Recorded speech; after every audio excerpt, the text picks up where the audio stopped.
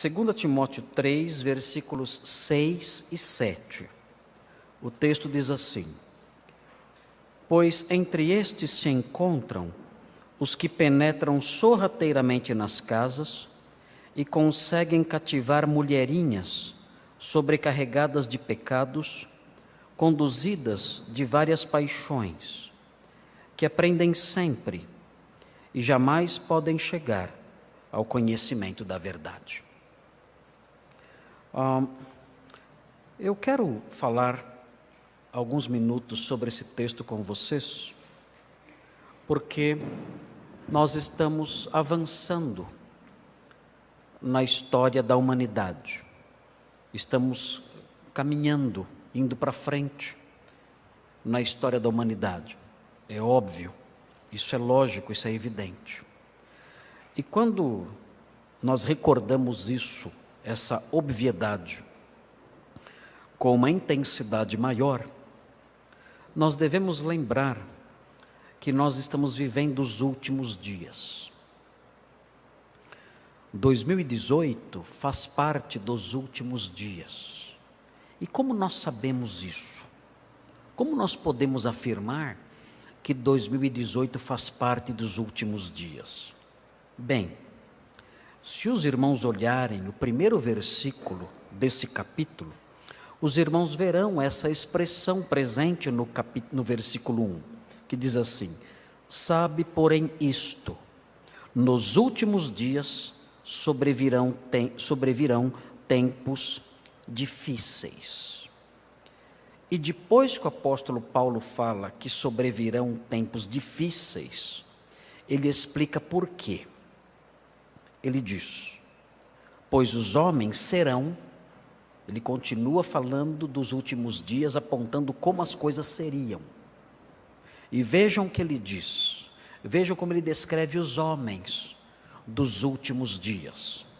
Ele diz: os homens serão egoístas, avarentos, jactanciosos ou orgulhosos, arrogantes, blasfemadores, desobedientes aos pais, ingratos, irreverentes, desafeiçoados, pessoas sem afeição natural, implacáveis, você não conseguirá contê-los, caluniadores, sem domínio de si, cruéis, inimigos do bem, traidores, atrevidos, enfatuados, mais amigos dos prazeres que amigos de Deus.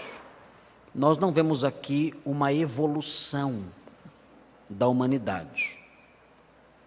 A ideia de que a humanidade avança moralmente e progride moralmente, ela desaba totalmente diante desse texto. Descreve o caráter dos homens. E nós vivemos isso. Essa é uma descrição dos homens de hoje. Os homens de hoje são assim. Esse é o retrato falado dos nossos colegas de trabalho. Esse é o retrato falado dos nossos parentes. Esse é o retrato falado dos nossos colegas de escola. Esse é o retrato falado dos nossos vizinhos. Nós conhecemos essas pessoas, elas convivem próximas de nós, nós sabemos os seus nomes, conhecemos essas pessoas e seus familiares muito bem. Mas notem, o texto diz no versículo 5, no final, algo interessante: tendo forma de piedade, negando-lhe, entretanto, o poder. E aí o versículo termina dizendo: foge também destes. Ou seja, de acordo com o apóstolo Paulo, estes homens dos últimos dias já existiam no seu tempo. Tanto que ele diz, eles existirão nos últimos dias, mas veja, é como se os últimos dias já tivessem começado. Porque eles já estão presentes aqui, Timóteo, nos nossos dias. E você tem que fugir deles. E, depois de dizer isso, ele para de tratar esses homens como homens que estão no futuro. Ainda que no começo ele diga, os homens serão, se referindo ao futuro, quando ele chega no finalzinho do versículo 5, e no versículo 6, ele para de falar desses homens no futuro, e começa a tratar esses homens como se já existissem no seu tempo. Ele diz, pois entre estes se encontram os que penetram sorrateiramente nas casas e conseguem cativar mulherinhas sobrecarregadas de pecados. Ou seja, esses homens do futuro já existiam nos dias de Timóteo e já estavam atuando naquela época. E é bom sabermos disso. Por quê? Porque além de termos o retrato falado deles, nós sabemos como eles agem. Paulo não somente sabia como era o caráter deles, pela revelação divina desses homens dos últimos dias, mas ele sabia também como eles agiriam, pelo modo como representantes dessa raça futura já estavam atuando no seu tempo. E se os irmãos olharem esse trechinho que nós lemos, os irmãos vão descobrir dois verbos que descrevem o modo como esses homens iriam trabalhar. Vejam o primeiro verbo, pois entre eles se encontram os que, e aqui vem uma expressão que na língua grega é um verbo só.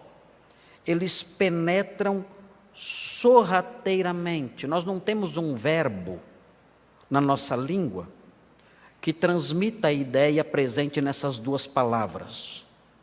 Talvez um verbo seria esgueirar-se. Eles se esgueiram. Ou uma outra forma, talvez, de pintar um quadro mental para que os irmãos imaginem o que Paulo tem no seu coração quando ele escreve isso. Esses homens, eles rastejam para dentro de casa. E quando ele diz que esses homens rastejam para dentro das casas, ele os compara a vermes.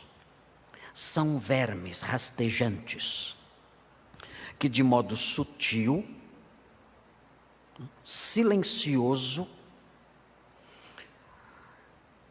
marcado por uma postura sinistra, eles vão entrando lentamente, enganosamente, rasteiramente nas casas, e depois que entram sorrateiramente, as suas intenções são ruins, são más.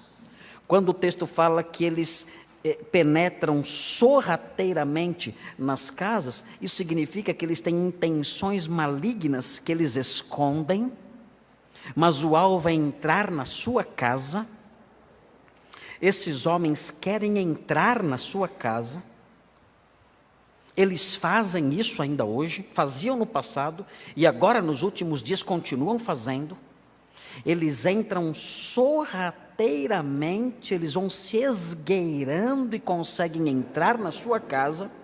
E aí vem o outro verbo. O texto diz que eles conseguem cativar. E o que é isso? O que é cativar? Eles conseguem obter o controle e ganhar o domínio completo da mente das pessoas nas casas.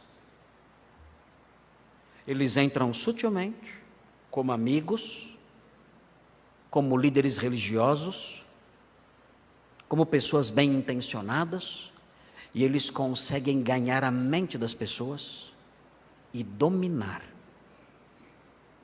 a mente das pessoas. E as pessoas fazem o que eles bem entendem. As pessoas obedecem e fazem a vontade desses homens. eles se esgueiram, eles rastejam e entram e conquistam. E tendo conquistado, dominam. Existe um escritor antigo. Alguém pode desligar esse ventilador aqui? Rapidinho. É gostoso esse ventinho, mas ele me atrapalha porque fica virando as páginas da Bíblia. Eu gosto desse ventinho, mas agora não dá.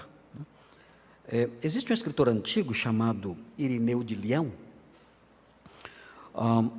Eu gosto muito desse escritor. Ele é um apologista da Igreja Antiga, do século II. É um dos escritores antigos que eu mais gosto. Já li tudo que ele escreveu.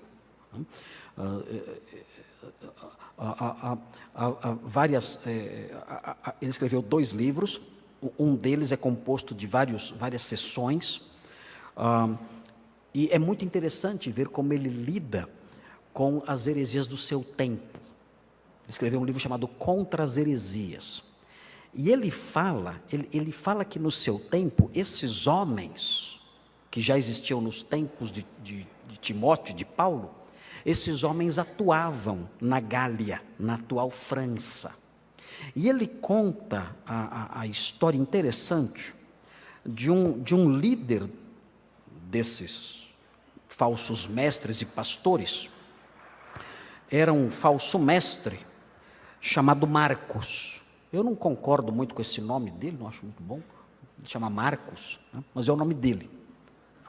E esse herege, chamado Marcos, segundo o relato de Irineu, na sua obra Contra Heresias, no primeiro volume, no capítulo 13, no parágrafo 3, ele fala que esse herege, chamado Marcos, lidava com magia. E ele se devotava especialmente à abordagem de mulheres. E ele abordava mulheres de nobre nascimento, mulheres que se vestiam muito bem e mulheres que tinham dinheiro. Ele se aproximava dessas mulheres, esse feiticeiro, esse falso mestre. Se apresentava como um pastor, como um líder religioso. E ele dizia para essas mulheres, segundo o relato de Irineu, que através das suas palavras e encantamentos, elas seriam capazes de profetizar. Então ele dizia assim para elas: olha, você pode ter o dom de profecia, eu posso conceder esse dom a você.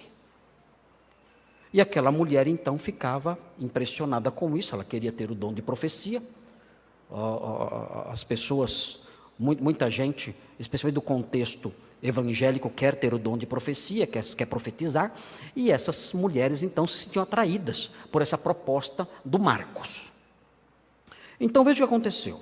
Uma mulher protestou contra ele, dizendo que ela nunca tinha profetizado e que não conseguia profetizar. Então o que ele disse para ela? Disse o seguinte: faça assim, abra sua boca, comece a falar qualquer coisa que lhe venha à mente, qualquer coisa, e aí você vai começar a profetizar. Você já viu isso em algum lugar? Já viram isso em algum lugar? Foi o Marcos que inventou. Pastor Marcos não, o falso pastor Marcos aqui. Abra a sua boca e o que vier, começa a falar. Começa a falar. E aí você vai profetizar.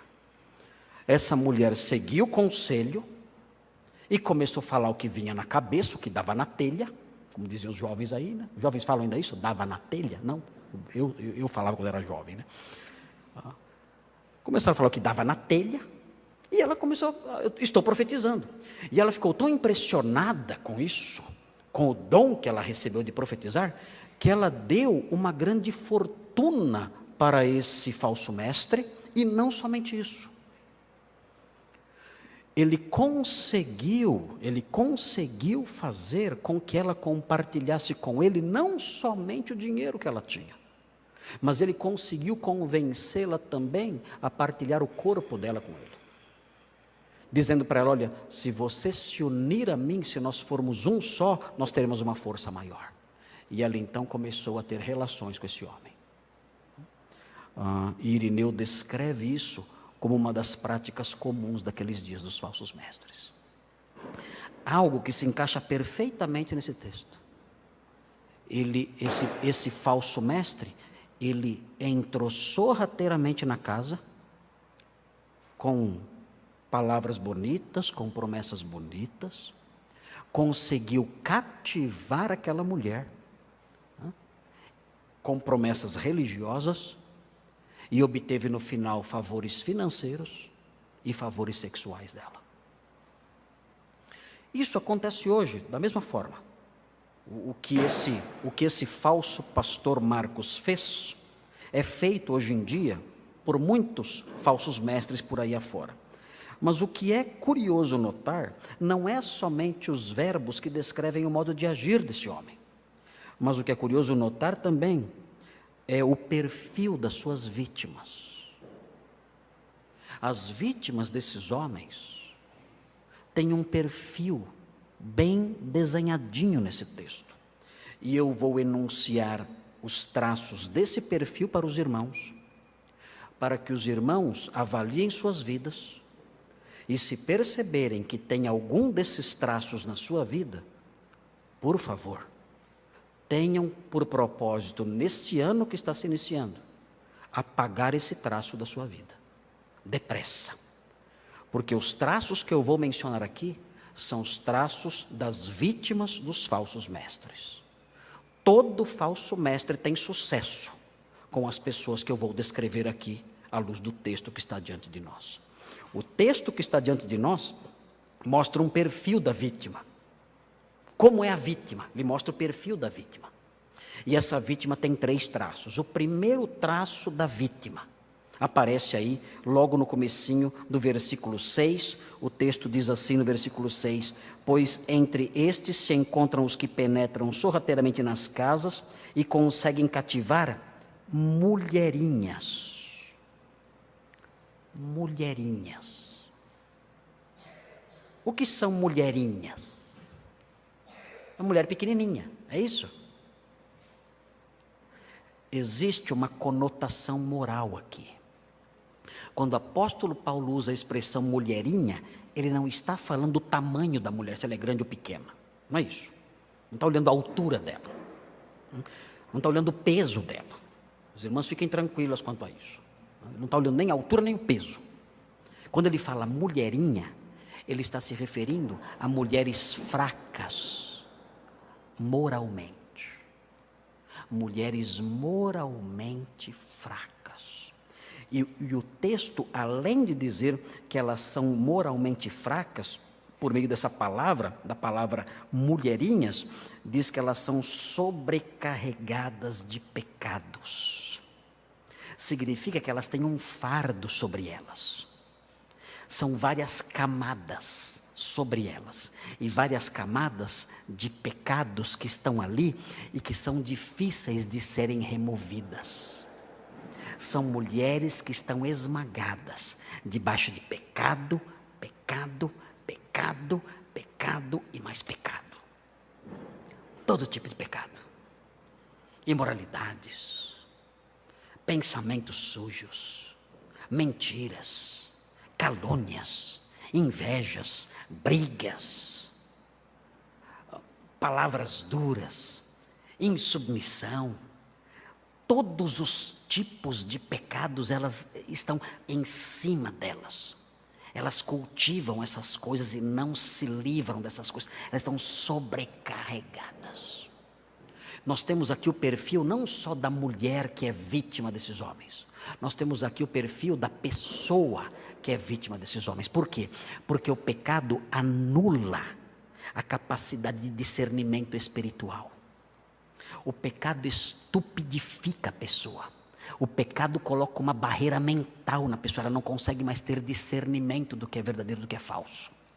Então as pessoas sobrecarregadas de pecados, que têm pecados em suas vidas, vários tipos de pecado, toda forma de pecado, essas pessoas sobrecarregadas com isso, com essas camadas todas, soterradas ali debaixo do pecado, elas não conseguem se livrar dessas coisas. Elas estão esmagadas, elas estão enterradas, soterradas debaixo de coisas erradas que elas fazem. E não conseguem se livrar disso.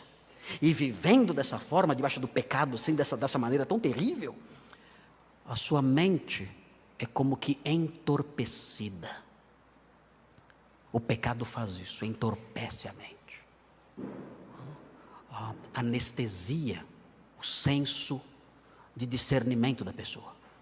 E essa pessoa então se torna uma pessoa de fácil acesso para os falsos mestres, facilmente conduzida pelos falsos mestres. Então, se você tem na sua vida pecados que você não abandona, você é uma vítima em potencial. Se há pecados na sua vida que você deixa permanecerem ali, não abandonados, não confessados, não evitados, são pecados que você cultiva como um fardo, algo preso às suas costas, sobre você, do qual você não se livra. Cuidado, você pode ser uma vítima facilmente desses homens aqui, porque o primeiro traço da vítima desses homens é a fraqueza moral. Nós estamos entrando em 2018. Os últimos dias, chegando ao seu apogeu. Esses homens estarão atuando o tempo todo. Nós temos que fugir desses traços que podem nos tornar vítimas em potencial. Há um segundo traço. Veja o que diz aí na sequência. O texto diz assim: elas são conduzidas de várias paixões. O que é isso? O segundo traço que nós percebemos nessa expressão, conduzidas por várias paixões, é a instabilidade emocional. Como assim a instabilidade emocional? Onde está a instabilidade emocional presente aqui? O texto diz que elas são conduzidas por várias paixões. Ou seja, o que move essas pessoas são os seus desejos. Aqui, a palavra pode significar desejos sexuais, pode ser. Mas acontece que o apóstolo Paulo inseriu mais uma palavrinha. Ele disse que são movidas por várias paixões. Então não são só desejos sexuais. São quaisquer tipos de desejos egoístas. Essas mulheres aqui, elas agiam com base no que elas queriam fazer. Elas não aceitavam ouvir um não para aquilo que elas queriam fazer. Os seus desejos, os seus anseios, o seu querer tinha que ser realizado. Haja o que houver. Não ouviam orientações, não ouviam conselhos, não escutavam os pareceres de ninguém, nem de seus maridos, nem de seus pastores, nem de suas amigas cristãs, nem de ninguém. O que importava para elas era apenas o seu desejo. E ai daquele que negasse os seus desejos. Ai daquele que dissesse não. Eram pessoas emocionalmente instáveis. Eram pessoas desequilibradas emocionalmente. A vontade delas era uma vontade soberana. A vontade delas tinha que prevalecer. Elas eram conduzidas pelos seus desejos. As coisas têm que ser como eu quero. E a vontade dos outros, e o parecer dos outros, e o que pensam os outros, não me interessa. São os meus desejos. E não brinque, nem sonhe sequer em se opor aos meus desejos. E Paulo diz, elas eram conduzidas por esses desejos, por essas inclinações pessoais. Eram pessoas autocentradas, queriam fazer as coisas do seu jeito, sem ouvir ninguém, senhores e senhoras de si mesmos. Paulo fala daquelas mulheres, mas há homens assim também. Há pessoas que são assim. Pessoas que colocam o seu querer acima de tudo e não escutam ninguém. São soberanas sobre si. E são incapazes de ceder, são desequilibradas emocionalmente. Se ouvem um não, perdem a cabeça. Se ouvem um não, criam imediatamente uma inimizade. Se ouvem um não, imediatamente a família explode. Tudo desaba, porque é o meu querer. O apóstolo Paulo mostra que esse é o perfil de pessoas que são facilmente levadas pelos falsos mestres. Sabe por quê? Porque os falsos mestres realizam exatamente isso, o que essas pessoas querem. Essas pessoas têm os seus desejos. Os falsos mestres detectam esses desejos e fazem discursos que agradam esses desejos. E essas pessoas então se cercam de mestres segundo as suas paixões, segundo os seus desejos. E esses mestres então têm sucesso, eles sabem trabalhar com isso. Eles dizem o que a pessoa quer escutar. Então pessoas assim, que têm esse desequilíbrio emocional, são facilmente levadas pelos falsos mestres. Se você é alguém assim, você é uma vítima em potencial, e 2018 pode ser um ano perigoso para você. E finalmente, o texto termina dizendo que aprendem sempre. O que significa isso? Significa que elas faziam um curso de teologia, faziam cadete, vinham na EBD, compravam comentários bíblicos, estudavam a Bíblia, é isso que significa? Não. Isso significa que elas tinham o terceiro traço da pessoa facilmente conduzida por mestres mentirosos. O terceiro traço é o seguinte: elas tinham atração por novidades religiosas. Elas queriam novas informações. Qual é a novidade do cenário teológico de hoje? Queremos conhecer. Qual é a novidade? Agora tem quebra de maldição. Que bênção! Vamos então todos ouvir os discursos sobre quebra de maldição. Qual é a novidade agora? Agora tem a unção do leão. A unção, eu também quero, eu quero a unção do leão. Agora, tem uma novidade agora. Agora tem a maldição, a quebra da maldição hereditária. Que maravilha, vamos correr atrás disso. A novidade do momento, a maldição hereditária. Vamos lá. E agora? Qual a novidade agora? A novidade agora é a unção. E elas correm atrás disso, sem parar, sempre atrás das novidades. Sempre atrás das coisas novas. E é curioso, Paulo fala, elas jamais chegam ao conhecimento da verdade. A verdade, a teologia verdadeira, pura, elas não têm interesse nenhum. Onde elas estão? Elas estão onde estão as novidades. Quem elas escutam? Os inventores de novidades. Os inventores de doutrinas. A cada dia eles surgem, mais e mais, multiplicando suas ideias e suas invencionices. E essas pessoas gostam disso. Elas se atraem por isso. Elas ouvem uma nova expressão. Agora aprendemos que eu posso amarrar o diabo. É só falar, está amarrado.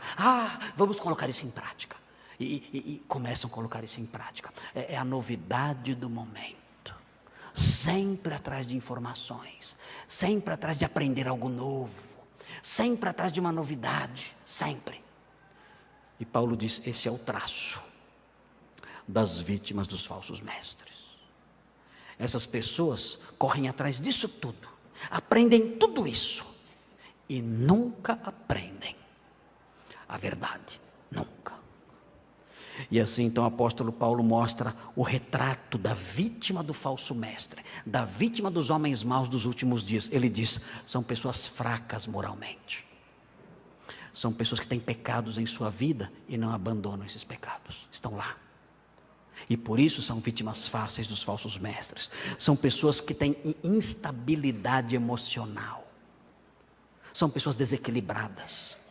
São autocentradas, querem somente a realização dos seus desejos.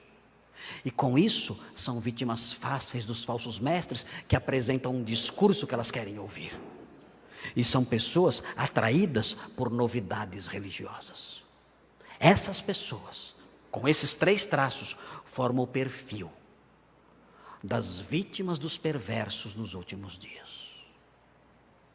Então, os irmãos que estão aqui devem olhar para a vida de vocês. Tem algum traço desse na minha vida? Se tem, eu sou uma vítima em potencial. Estamos nos últimos dias, os últimos dias caminhando cada vez mais.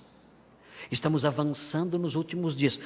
Um vislumbre dos últimos dias já começou nos dias do apóstolo Paulo. Estamos caminhando rapidamente para o fim. E esses homens têm se multiplicado.